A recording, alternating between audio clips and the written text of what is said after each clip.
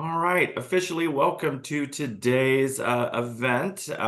Today's event is through the Graduate Admissions Office at Columbia College Chicago, and it's all about our music composition for the screen MFA program. I am one of your presenters today. My name is David Martz. I'm the Assistant Director of Graduate Admissions.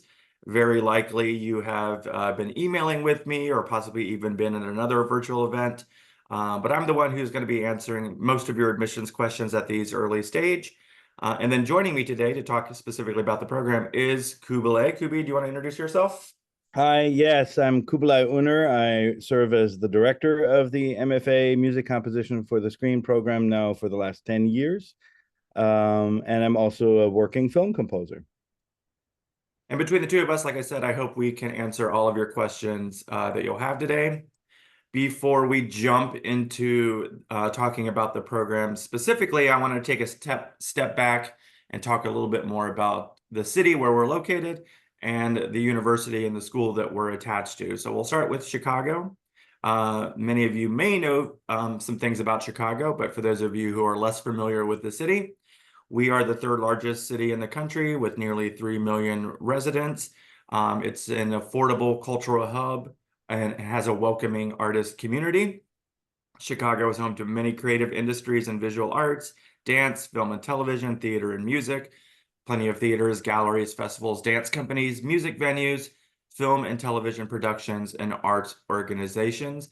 There's no shortage of art to see and artistic opportunities to explore in Chicago, and Columbia will help you build your professional network and initiate your strategy for creating and nurturing professional relationships, audiences, and supporters. I think our students really do take full advantage of all of the opportunities that exist in a city like Chicago. Kubi will probably talk about some of those a little bit later too. But again, all of this is in the city where we're located. And a little bit more about the school. We're an arts and media college located in Chicago, as I've already mentioned. Our mission is to educate students who will communicate creatively and author the culture of their time. Nearly 50%, although I think that statistic is actually now over 50% of our student population identifies as a person of color. We are committed to being an anti-racist institution, and we strongly believe that the more diverse a classroom is, the more it leads to greater innovation and greater creativity. We are located down in the South Loop neighborhood of Chicago. I think I have a campus map on the next slide that goes into a little bit more detail about where we're at. And there are about 5,500 to 6,000 students right now at Columbia. The overwhelming majority of those students are undergraduate students. Our graduate student population is much more small. We have about 150 to 200 total graduate students across all disciplines. Yeah, and as I mentioned earlier, this is just an overview of the campus map to give you a sense of kind of where our buildings are located. So our campus is a condensed urban campus. Again, the neighborhood that we are located in is the South Loop neighborhood of Chicago. Columbia occupies about 20 plus administrative, residential, and academic buildings. All of these reddish orange circles represent sort of our academic buildings. These purple buildings represent sort of the residence halls, and then these purple buildings or purple circles represent the public transportation options. So we are have convenient locations to major public transportations, the CTA, the Chicago Transit Authority, which is our main subway and bus line, and then the metro trains, which run out to the outer suburbs. There's quite a variety of public transportation to get down to campus. And then we're close to Lake Michigan, as you can see here, 2 blocks away, and then several other cultural, historical, and entertainment destinations. Many of the events that happen in Grant Park are literally right across the street from your building. Your building is right here, number 10, the music building. World famous Buckingham Fountain is nearby, and then also our museum campus, which consists of the Field Museum, the Shedd Aquarium, the Planetarium, and then Soldier Field here, where our professional football team plays, but also is host to a number of concerts and other events. So again, you're pretty centrally located in the heart of Chicago with all the happenings that go along with that. And now I think it's time for Kubi to speak. I'll hand it over to you for the next couple slides. Kubi, take it away. Yeah, thank you, David. I wanted to say one more thing about Chicago before I start talking about the program. So obviously, Chicago is a wonderful center of culture and in every regard, museums, filmmaking, theater, you name it, it's here. Music, obviously, the Chicago Symphony Orchestra is one of the leading orchestras in the world. But the other side of why this is interesting to us is, of course, because it is such a hub, it also acts as kind of a starting point for a worldwide network. And so the culture that's happening in Chicago, like every big city, people move here, people move away, people go to school here, people then go back elsewhere.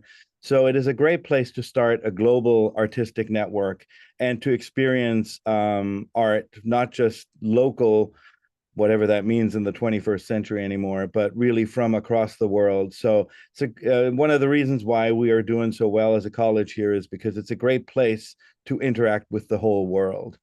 About our program, it's a Master of Fine Arts for those of you interested in an academic career. That is a terminal degree, meaning it's the highest degree possible in the field.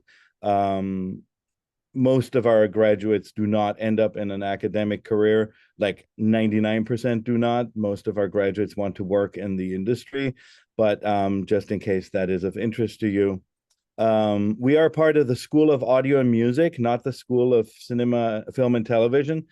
And that's actually a good thing in that we can really focus on working with the in creating the music for film, but we are working extremely close together with the people in the School of Film and Television and the people in the School of Design, where interactive and video games are located. And so while we're part of the School of Audio and Music, we really work together with all the filmmakers and the video game designers in the college. We are by far the most comprehensive program in the United States in our field, with 54 credits over 2 years. There are a couple of other programs that are 2 years, but they're far fewer credits. For those of you new to the concept of credits, credits basically means classroom hours. And so, like a 3-hour class in a semester is 15 weeks of 3 hours in the classroom and 3 credits. So we have 54 credits, and then through a few tricks that I'm very proud of, we actually have the equivalent of 70 credits in classroom hours in our program. So we just do a lot of instruction, and that is one of the reasons for the success of our alumni. It's a full-time program as a result of that, meaning you really are going to work a lot. That said, as opposed to some other programs in the field, we do not discourage people to work outside because we are aware that you sometimes just got to make that extra money. Now, of course, if you're international, your options to work in the United States are very limited, but you can work on campus. And most of our students in the program do have jobs to make money either in the college or outside. I personally consider this to be a great way to prepare for the future career, because as a film composer, you kind of always work multiple jobs. And so it is good to get used to, and we, of course, really help train our composers in the program on how to do that without grinding yourself down or without having negative effect on your creativity. These are all techniques and skills that can be learned. And so I'm happy when people do work outside of the program to make money, because that gives them an opportunity to train exactly that. How can I work on my creative career and make money at the same time? Because obviously once you're out of school, even, let's say you end up working as an assistant to an established composer, that helps you only to a degree in your own composing career. So you still have to make sure that you do some other work outside of your job. And so we train that literally from day one. By the way, just also FYI, the amount of time that you are allowed to work on campus is limited to 20 hours per week. just so that you can actually conceivably do both the program and your work. Each year we have about 13 students. Like right now we are 25, 13, and 12. That kind of depends each year. Sometimes we have 14, never more than that. And but it's a 2-year program overlapping, and so we have always about twice that number in our program. So that was a quick snapshot. Here are some highlights. We're going to go into a little bit more detail about each of those, but quickly tell us some highlights of the program. Yeah, the number one philosophy is our program is to basically copy the way things are done in the industry today and probably tomorrow. Excuse me.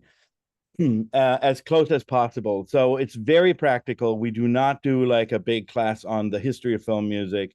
We do not do overview classes beyond technical and industry overviews. And everything we do is based on projects. So and based on full length projects. And I can talk a little bit more about that two sentences down. But yeah, so the practice of the craft is what we focus on. You will not write papers in this graduate program. Our thesis is all music. Our thesis are scores. Our thesis are scores as in music for film or television or video games. That's what we work on. We focus on music for film, TV, games, and other media. Other media could be trailers, could be AR, VR. Other media could be what they call location-based entertainment, so like theme park rides. But the 90% of the work is going to be film, TV, and games. We work only on real full-length projects.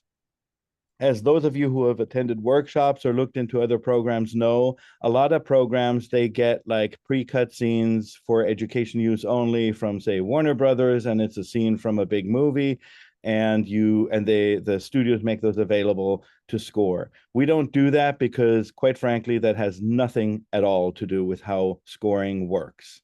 Scoring works that you sit down with a director or a game designer. They tell you what the concept of the thing is from scratch. They tell you what their concerns are about their particular film or their story or their game. They tell you what job the music plays in this particular film. And it's always for the entire experience for the person playing it.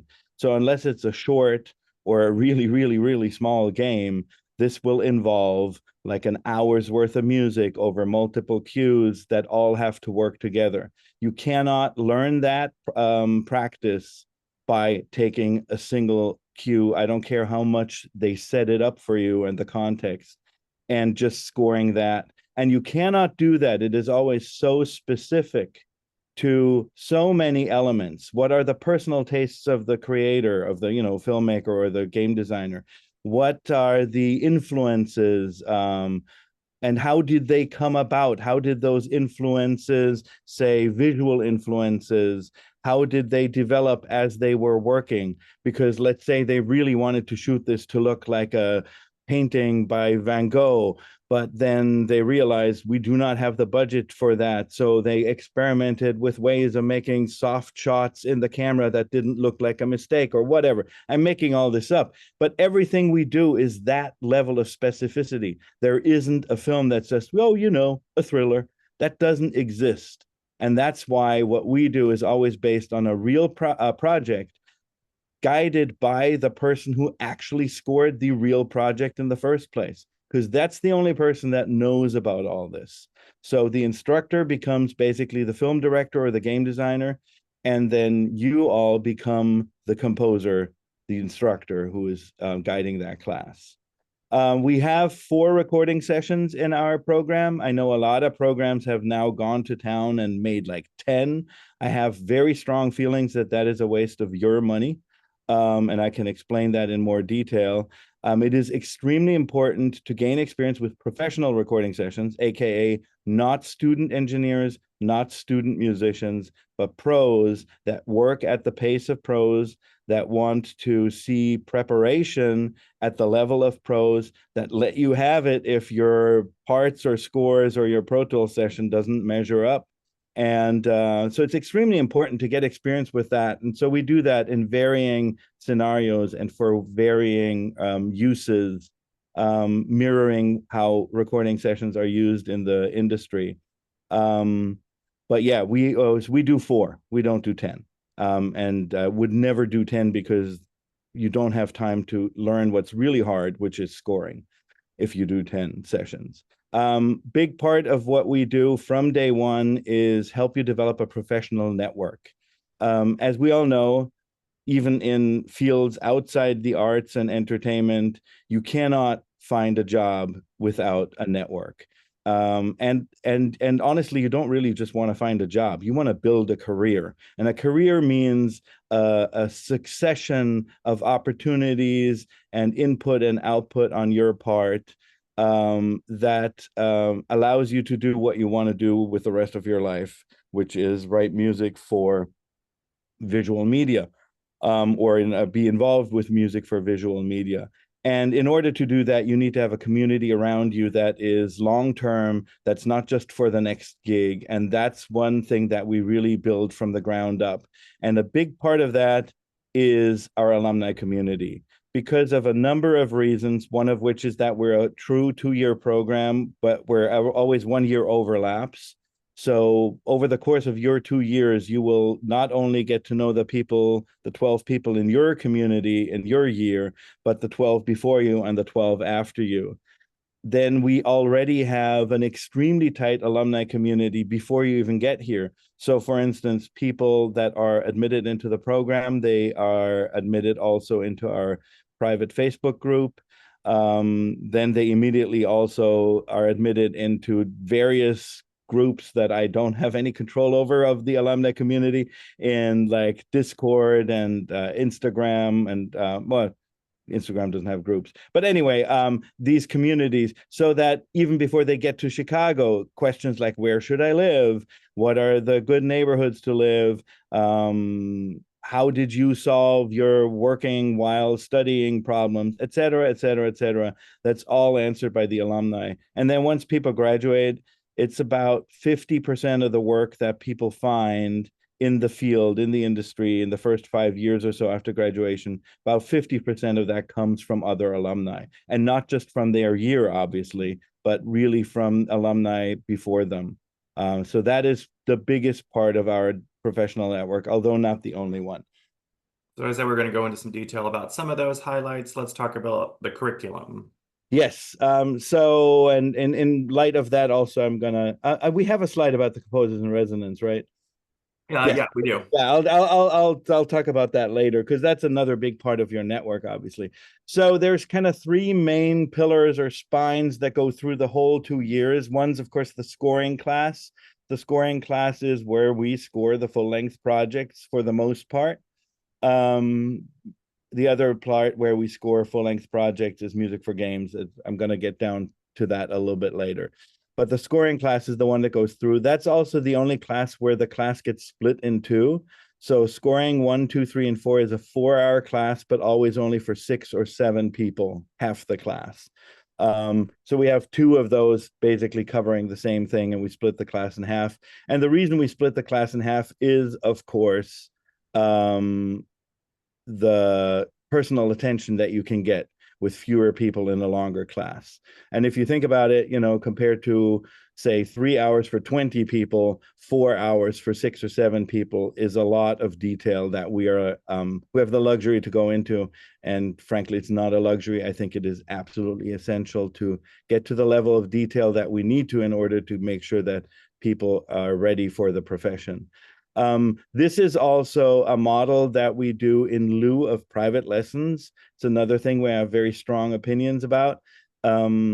I think masterclass style lessons, if for those of you who don't know, if you're like studying violin and you're really, really, really good, and you do a masterclass with, pick a famous violinist, Hilary Hahn, then you and maybe 2, 3, 4, 5 other people will be up on stage working with Hilary Hahn on the same piece of music. And everybody listens to everybody's feedback because you learn as much from what Hilary Hahn tells the other violinists as you do from what she tells you. That's the concept with which we teach scoring. We are always scoring the same scenes in the same part of the process in the scoring of the full length project. Everybody's exactly at the same part of it. And so the decisions you make and the decisions your colleagues make are going to be different depending on what you concluded in terms of how to go about this. And so you're going to hear the feedback that you get for yours, but you're also going to hear the feedback that your colleagues are getting. And of course, everybody's, not just in your half of the scoring class, but also the other half, everybody's work will be on a common server. And so you can really learn from what the other people are doing. That said, anybody who wants a private lesson, they just ask me or Lee or Dan, which are three full-time faculty, and you can get one. That said, it's not that often that people use that, because once you're here, you realize the masterclass model, unless I have something really specific, or for instance, I just did a private lesson with somebody and their short film director, giving them some tips on how to score their short film. That, of course, we don't do in the classroom. So that's what private lessons are great for. But you know, the nice thing too about not having those as part of the curriculum, but as part of basically my office hours, is you don't have to pay for them. Number two, Media Music Tech Lab. That is tech instruction. We have 60 weeks total, 60 weeks total of 4 hours of lab through the 2 years.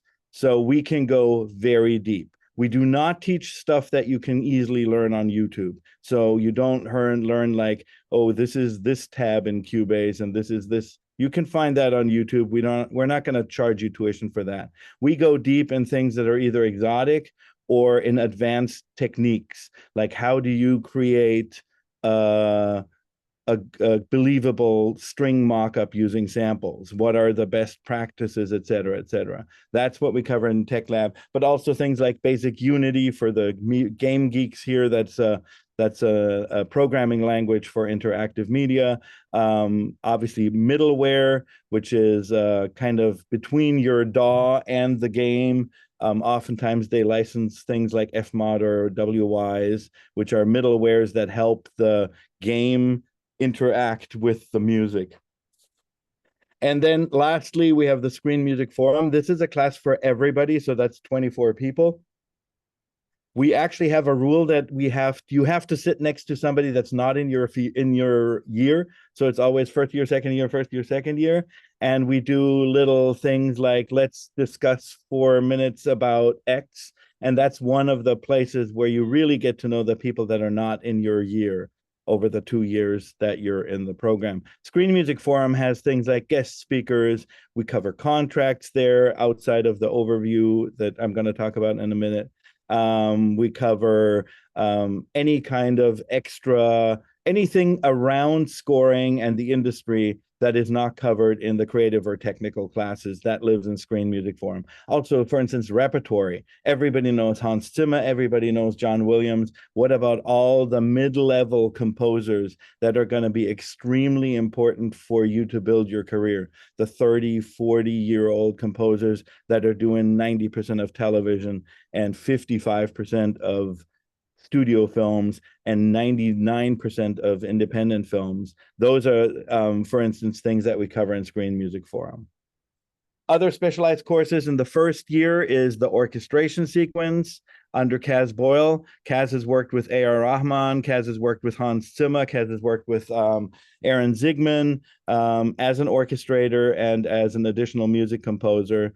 And we're really happy that he's doing our orchestration sequence. When we say orchestration, it's very different from a conservatory course in orchestration. We do cover basics on how to write for the violin, but that's a small portion of the class. The class is really how to manipulate the actual sound of the recording for storytelling. And why recording? Because film music live does not exist. It sort of exists like a little bit right now as a curiosity. There are film concerts. I just went to one, but that's not a way to make money. The way to make money and the way 99% of the work happens is we create recorded music that then gets put in a film or a TV show or a game and comes back at the audience out of a loudspeaker. And so the way we think about orchestration is very much filtered through that fact. In addition to the orchestration sequence, we have 3 5-week survey classes. One is about film production, because you can't score a film if you don't know how a film is made, at least it's 5 weeks. So it's a very high level overview class. But how do films get made? Who calls the shots? You know, is the director the boss all the time? Well, not if you're in television, et cetera, et cetera. That's film production survey. Then we have a music and media survey. That's the second survey class. And that is details on, well, very high level, high overview details on how music and media intersect. For instance, what's the rights situation? Who owns what when I write music for a video game? And related to rights are always, of course, and where does the money come back to me from? Because the whole reason why you can get money for music is because there are rights involved. And so we talk about that. We talk about the average length of different types of scores and different types of media, all things that you need to know in order to just navigate music and media. And then in the second semester, at the very end, before you get to the second year Music for Games class, is the game production survey. And it's, again, how do games get made? Who calls the shots? What are the types of games there are? And how are the differences in terms of how the music gets created and implemented, etc. And then that's the first year. Second year is Music for Games, AR, VR 1 and 2, with Joel Korlitz, who is a BAFTA nominated, wonderful game composer. And we're just lucky that he's here and happy to teach for us. He did like Halo, which one? Halo Infinite? I forget. One of the Halos he did music for. And a ton of very, very gorgeous games that, and he's also a really good kind of thinker about game music. So that's, but that's, you're going to be scoring basically very, very different games of his under his guidance throughout the 2 semesters in Music for Games. And then also throughout the entire second year is conducting for media. And that is like an old-fashioned conducting and sight singing solfège class. The reason we do this is obviously, number one, you have to have some basic conducting skills in our field, just because you'll have a session and you'll need to make sure that the musicians stay together. Also, it's something that you can offer as a service to established composers if you're good at it, because they like to be in the booth talking to the director, and then you can be out in the recording room guiding the musicians.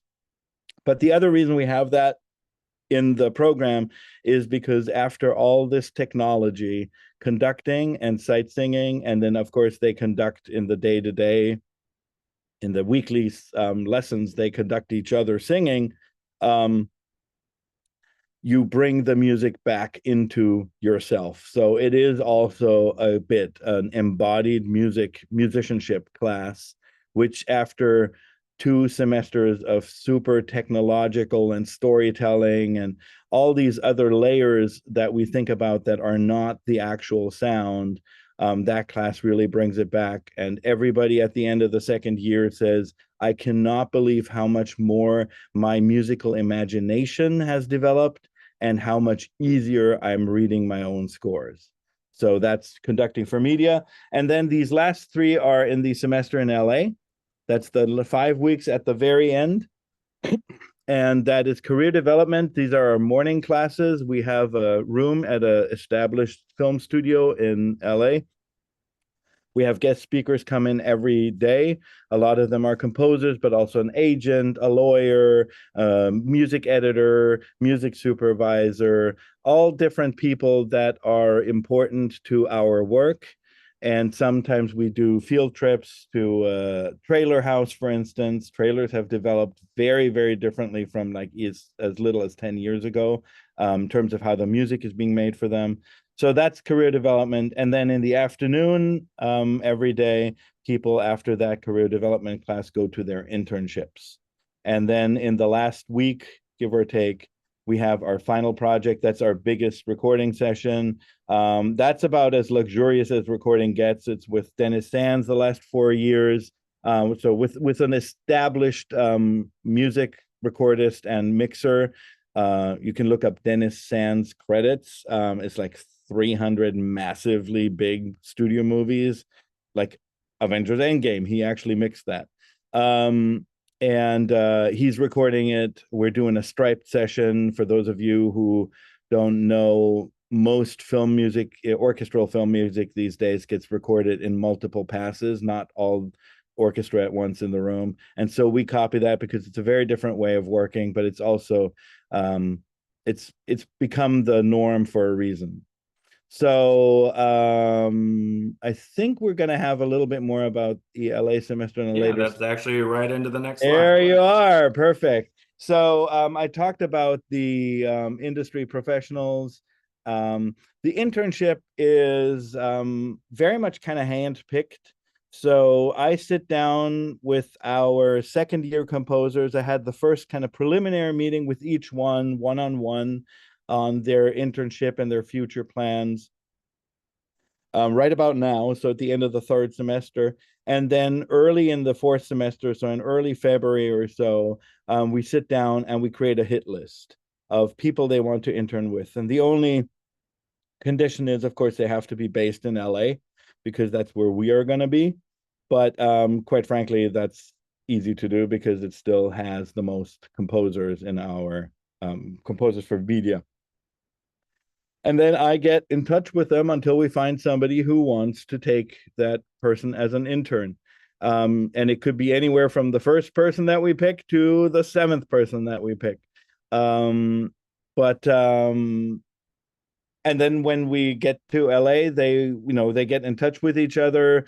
Oftentimes the internship host will want an interview before they commit, the Zoom interview, and then they go in the afternoons and to their internships. And the internships can be anything from your classic shadowing internship, where you just basically watch how everything goes, all the way to people getting their hands dirty and occasionally even some writing, which is rare, of course, because having somebody else write for you under your name takes a lot of trust, but it does happen every year.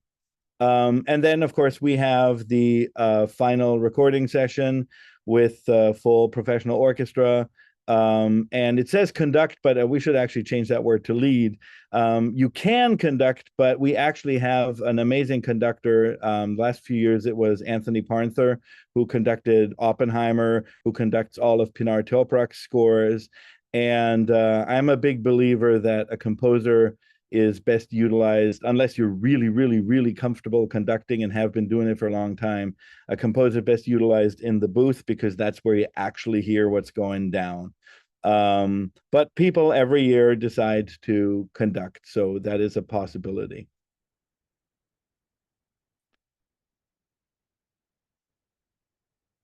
And yes, so full-length projects that are only guided by the original composer means that I can really only work with people on the films that I scored. Now, I've scored a ton. So did Joel, scored a ton of games. So did Lee Sanders, scored a ton of television and film. But we would run out of material that's outside of what we are known for. Composers generally are known for a certain style of music and or a certain style of project. And that's where the composers in residence come in.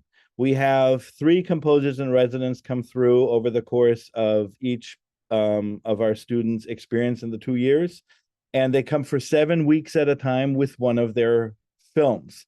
So, for instance, Jean-Nic Bontemps was here last fall. He brought Transformers: Rise of the Beast. And of course, he brought his whole experience, his way of working, his background, and what that meant for how he works, etc. Vivek Madala down in the bottom right there, he brought Tom and Jerry, the modern Tom and Jerry that he won an Emmy for. Emmy is the television award. And so he brought a Tom and Jerry very different, as you can imagine, from a Transformers Rise of the Beast. And I can promise you both of those very different from anything that I have scored.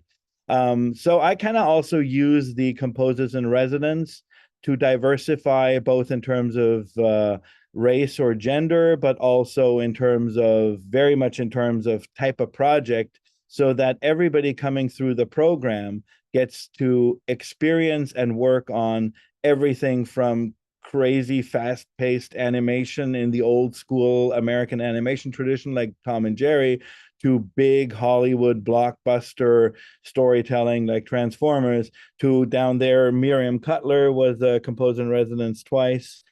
She's best known for her documentaries. Documentaries are incredibly important, so I always try and make sure that we have one in the experience of everybody, so that everybody's scored at least one documentary.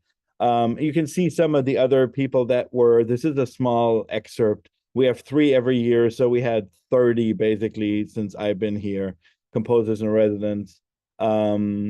Mostly from LA, but we've also had people come in from New York or Seattle. So that's a really important part of our program. And of course, the other side of the composers in residence and your internship host is the network. So here's the thing. If you go, and we have, of course, also guest speakers, like our guest speakers in the morning class in LA. The guest speakers, you get to know about them. And maybe you walk up to them and introduce yourself briefly, but they don't know anything about you.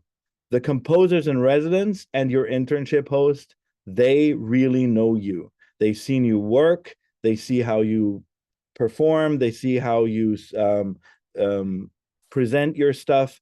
They see how you take criticism. They see how you are acting under pressure, et cetera, et cetera. And then at the end of their experience with you, they really become an incredibly important part of your future network, because they're constantly, everybody, myself obviously, but everybody constantly gets asked by their colleagues, hey, we need a little extra help in the studio. Do you have anybody that you would recommend? And then if they worked with you as a composer in residence or or whether you're internship host, they're like, yeah, I got just the person. That is how a lot of our alumni get work, because you get, in addition to the faculty and all the alumni, you have 4 established composers in the middle of their careers who get to know you intimately well, and nobody else can offer that. And therefore, here is, and this is really the tiniest excerpt of lists. I could list almost the entire class. So within about a year, everybody is kind of working at any given moment in time. We are a very project-based industry. So people go from working to not working, like often more than once a year, but that's just the nature of our industry. But at any given moment in time, I would say about 2/3 to 3/4 of our alumni that I'm checking on are working in the industry as assistants to composers on their own films. When they're working on their own films, especially in the beginning, it's usually then supported by assistant work or technical support or music editing, things like that, because most entry-level films don't pay enough to pay your bills completely. But putting together a career in the industry, again, about 2/3 to 3/4 of the people that I'm checking on. So I'm very, very happy and proud of that. And of course, everything that we build, when I say the philosophy of the program is to mirror the industry and the practice in the industry, that's actually not 100% true. The philosophy of the program is to make sure that people coming out of it can start their career on day one. That's the philosophy. And then out of that comes, how do we do that best? By mirroring the industry in the program. So that's, you can look here, some of the credits of the alumni, what they're doing right now. Yeah. And what do we have next? So I'll take this. So Kubi spent a lot of time talking about the program and sort of all the resources that exist within the program. But the entire campus is really yours to use during your time at Columbia, and we have a variety of different other resources that you might take advantage of. This building right here in the photograph is the Student Center. This is our newest building to the Columbia family. This is, as the name suggests, a center for all students. It's a great place to meet in between class. There's music practice rooms in there that are soundproof. You could record something in there if you wanted to. But there's plenty of meeting spaces, collaborative spaces, exhibition spaces.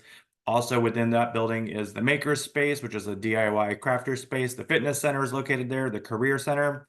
We have a health center on campus to take care of some basic health needs.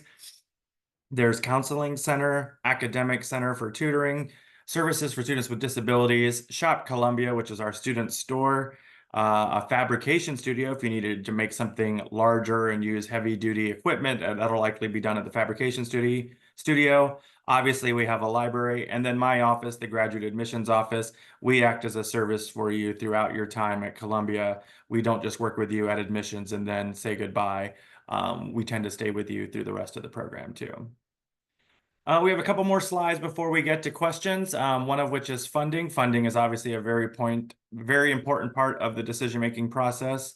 When it comes to funding at Columbia, we're talking about four main areas of funding: scholarships, working on campus, working off campus, or federal loans.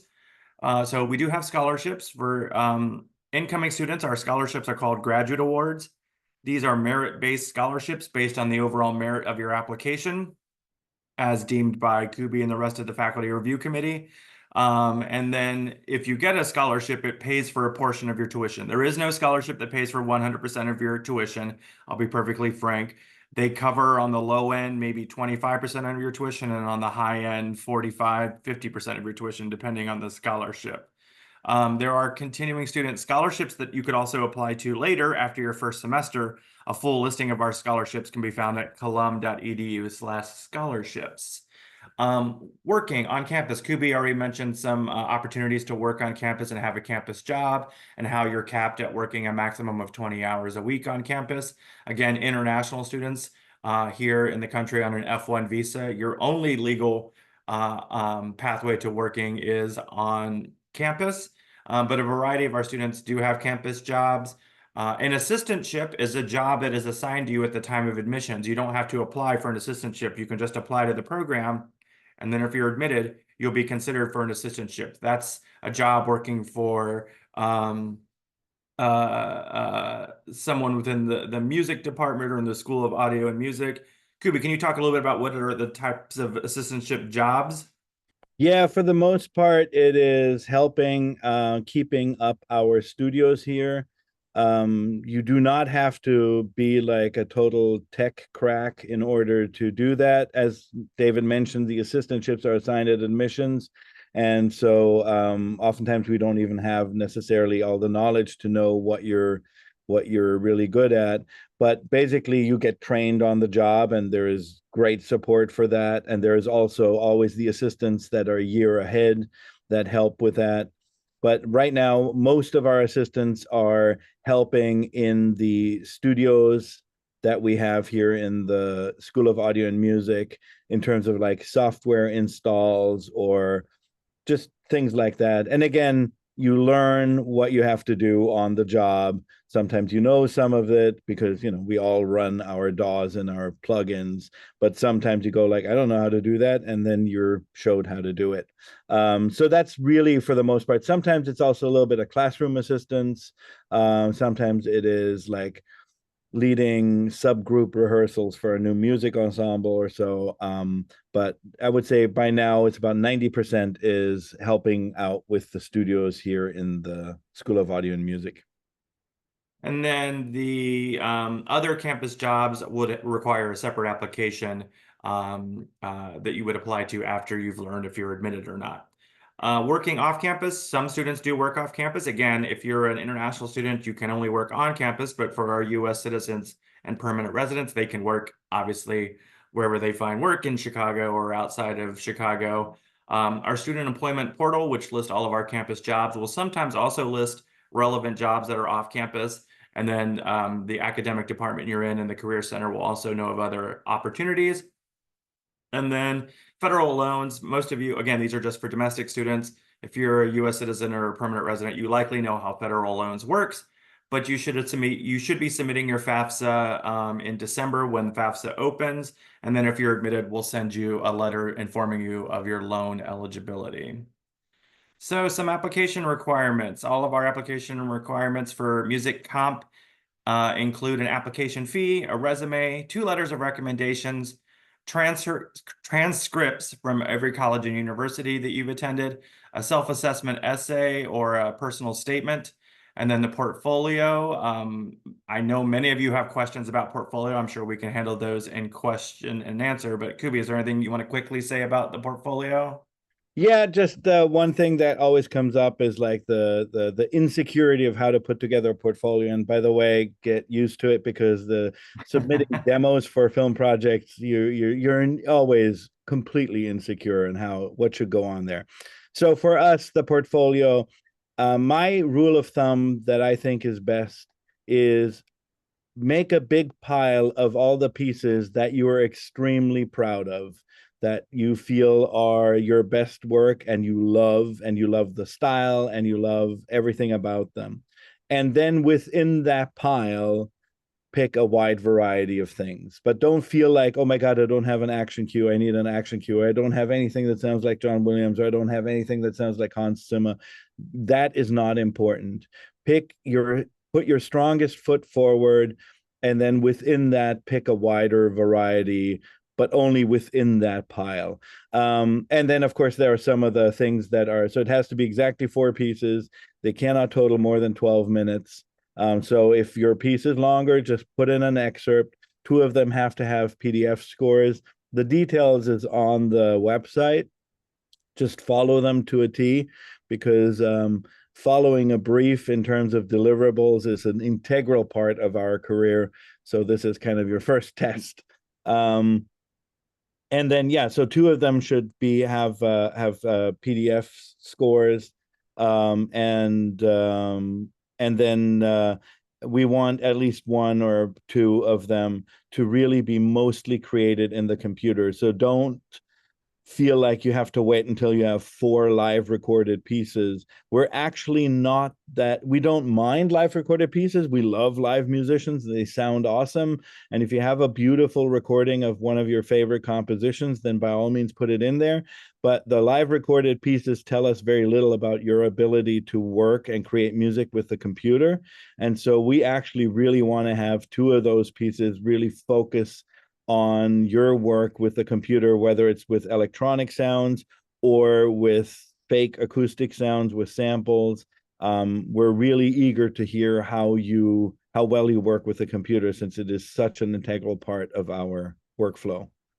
And then note, if you're an international applicant, you may have additional steps to your application, like the proof of English proficiency or transcript evaluation. We can talk more about that and any portfolio questions in question and answer, which I'm trying to hurry and get to. Admissions for the fall. So the applications, if you submit by November 15th, you can get an application fee waiver, although we're not necessarily pushing anyone to submit an application before they're ready. And to be perfectly frank, I can waive an application fee at any point if you find yourself in need of one. Um, I would, what you should be doing between now, though, and applying is attending virtual information sessions like you are today. We have one scheduled with current students next week. So if you wanted to hear from current students, you've heard from me and you've heard from Kubi, but next week attend and you can hear from some current students. That'd be a really good opportunity for you to get your questions answered from current students. And then as you work on your application materials, the final deadline is January 10th. So as long as you apply before January 10th, you will be considered for fall admissions. And then it'll take about 3 to 4 weeks, maybe 4 to 5 weeks after you submit your application, after January 10th, I should say, for you to reach a decision. And then any sort of program that requires an interview, which an interview would be a part of this process if you get invited to the interview stage. That may slightly extend the timeline, but we should know 3 to 4 to 5 weeks after the January 10th deadline. And then April 10th, that should say 25, that's when we would give you until to tell us your decision if you're admitted and let us know if you want to be a part of the program. So some next steps, you can begin or continue your application by going to apply.colum.edu/apply. I'll put that link in the chat. And then as I mentioned, take advantage of any other admissions events we have coming up virtually. A full list can be found there. Again, the list of a way to RSVP for next week's chat with current students can be found at that link. I encourage you to attend that. And then as far as in-person visits, if you happen to be in Chicago or you know you're visiting, reach out to me in advance and let me know. Kubi is very welcoming and allowing for prospective students to visit, possibly sit in on classes. So we're very open to that, just that it needs to be planned in advance. So reach out and let me know. Oh, that's an old slide. That's fun. Questions. We are at the portion of questions now. So wow, I'm going to stop the recording and we can start taking questions.